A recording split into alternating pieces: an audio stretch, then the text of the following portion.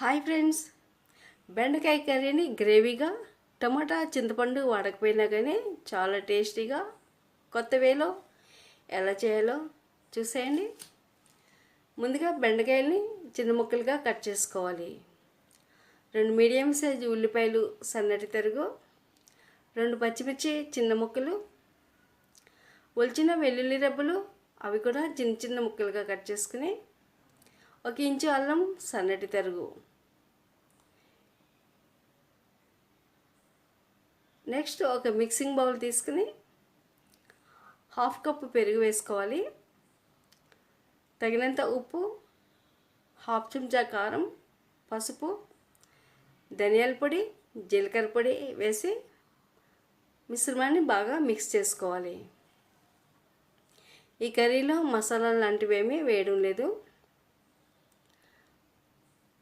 పాన్లో 1 చెంచా ఆయిల్ వేసి బెండకాయలు వేసి 1 నిమిషం పాటు ఫ్రై చేసుకోవాలి.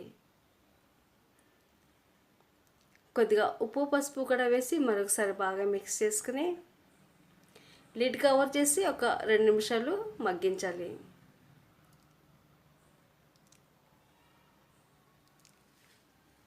బెండకాయలు 50% కుక్ అయ్యాయి.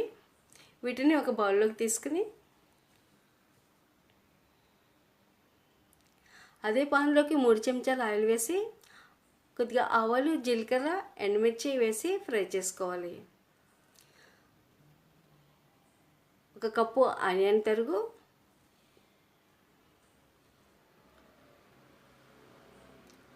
ఆనియన్స్ కొద్దిగా సాఫ్ట్ అయినంత వరకు మగ్గించాలి.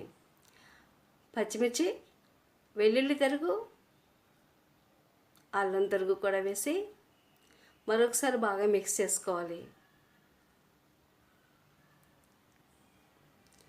ఆనియన్స్ కొంచెం ట్రాన్స్పరెంట్గా అయినంత వరకు వేయించుకుని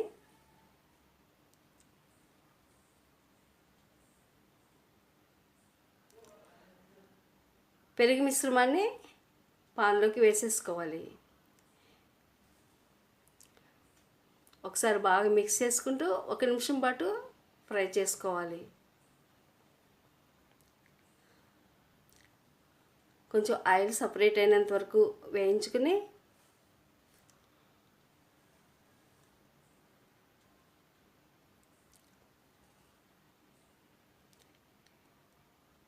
ఈ కర్రీ రైస్, చపాతీ, పుల్కలోకి చాలా బాగుంటుందండి.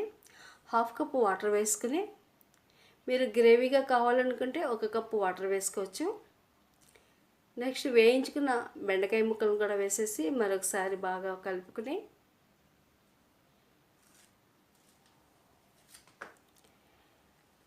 మూత పెట్టి ఒక 3 నిమిషాలు లో టు మీడియం ఫ్లేమ్లో కుక్ చేసుకోవాలి. ఎంతో రుచిగా ఉండే దహి బెండి కర్రీ రెడీ అయిపోయింది. మీరు ట్రై చేసి మీకు ఎలా కుదిరిందో కామెంట్ చేయండి. ఈ వీడియో మీకు నచ్చితే లైక్ చేయండి, మీ ఫ్రెండ్స్ అండ్ ఫ్యామిలీ మెంబర్స్కి షేర్ చేయండి. Thank you for watching.